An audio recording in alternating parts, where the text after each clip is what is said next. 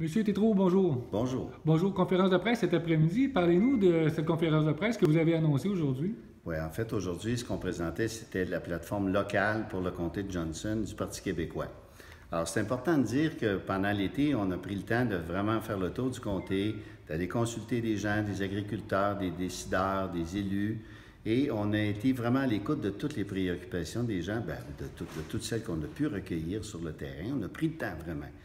Là, on a pris ensuite de ça la plateforme nationale et on est allé puiser dans la plateforme nationale ce qui est scié vraiment aux gens du comté ici. Alors, pour en faire un résumé, parce que c'était quand même assez long tout à l'heure, on a 4 axes principaux sur lesquels nous allons travailler. Alors, le premier axe de la plateforme, c'est de pouvoir vivre en région, travailler en région et décider aussi en région. Alors, il y a plusieurs éléments. La décentralisation des pouvoirs, entre autres. Les politiques dites de mur à mur sont totalement inefficaces pour le développement de nos municipalités. Alors, ce qu'on propose ici pour le comté, c'est de créer plus d'emplois en région, entre autres en simplifiant, par exemple, en simplifiant les demandes administratives pour les entreprises en démarrage. Ça va vraiment favoriser la création d'emplois. Favoriser l'émergence d'une meilleure qualité de vie et l'arrivée de plus d'étudiants sur le territoire.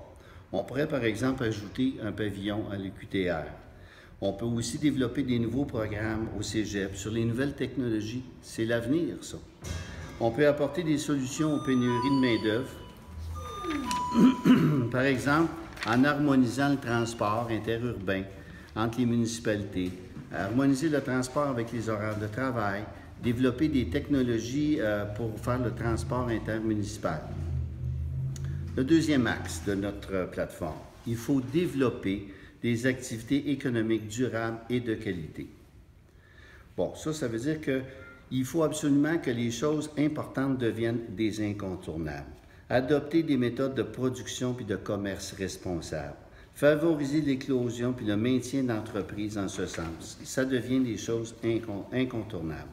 Ce qu'on propose, lutter contre les changements climatiques, en diminuant, par exemple, nos gaz à effet de serre qui sont responsables des bouleversements climatiques actuels. Sortir le Québec des hydrocarbures. Plus aucun nouveau projet d'extraction d'hydrocarbures sur notre territoire. Fini l'incertitude des agriculteurs qui se demandent s'ils vont investir dans leur entreprise. Ils ne savent pas ce qui s'en vient. C'est fini, ça. Fini les attentes vaines des municipalités qui se demandent si un jour ils auront des redevances ou pas de cette industrie. Fini les attentes vaines. Fini aussi l'anxiété des citoyens qui luttent depuis maintenant 10 ans au Québec, puis particulièrement dans notre région, il y a eu une lutte vraiment féroce contre l'implantation de cette industrie-là. Fini cette anxiété-là, c'est terminé. On s'engage à protéger notre eau. On va reviser le règlement de prélèvement de l'eau puis sa protection, le fameux RTEP. On va enlever de ce règlement-là tous les chapitres qui concernent les hydrocarbures. On va protéger la biodiversité. On s'engage à protéger la biodiversité qui est essentielle à notre vie. Ce qu'on fait au Parti québécois, on va valoriser les services écologiques rendus par les milieux naturels, par les bandes riveraines, par les milieux humides. On va aider les agriculteurs qui veulent aller dans ce sens-là.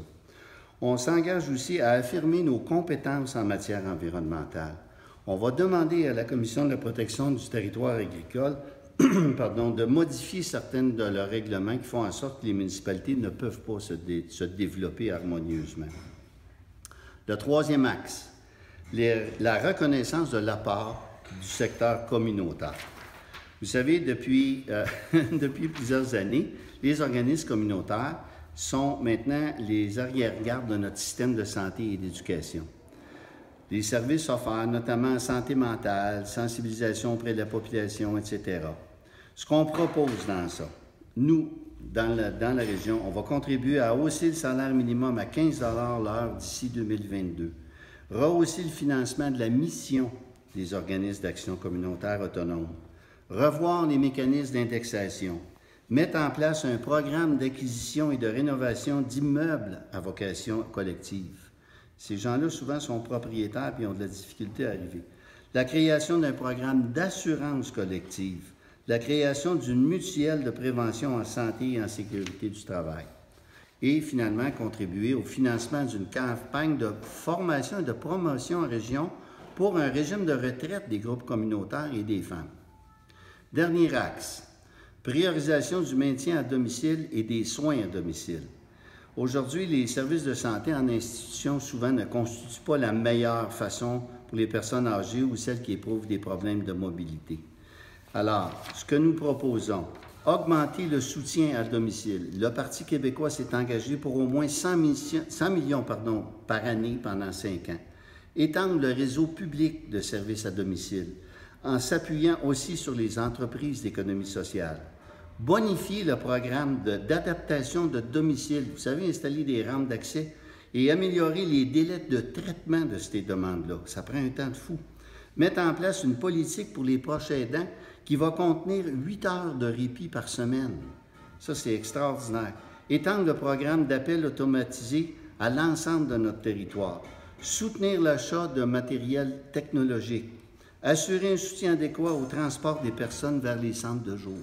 Alors, c'est toutes des choses sur lesquelles nous allons travailler.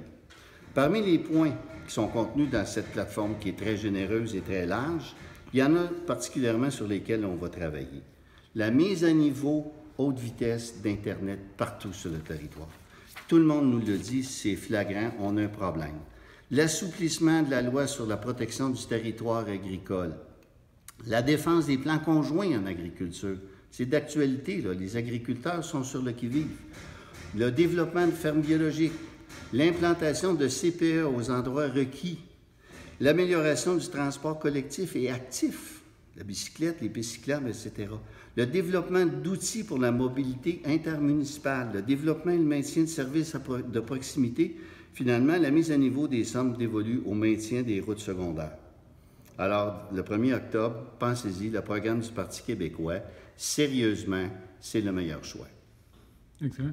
M. Tétrault, merci. Donc, vous avez jusqu'au au 31 octobre pour s'assurer de rencontrer les gens sur le terrain, prendre le pouls de la population. En ce moment, vous sentez comment la position du Parti québécois? Ah, écoutez, nous, ce qu'on sent, c'est que les gens commencent à comprendre que le programme du Parti est vraiment centré sur l'humain. Nous, on met l'individu au centre de notre programme. On n'est pas un parti qui prône uniquement le côté financier ou le côté social. Le citoyen est au centre de notre plateforme, le citoyen est au centre de nos préoccupations. D'ailleurs, c'est notre slogan le dit bien, un État fort au service des gens. Voilà. Bien, M. Tétrault, on va vous souhaiter une bonne campagne. On se revoit le jour des élections. Parfait.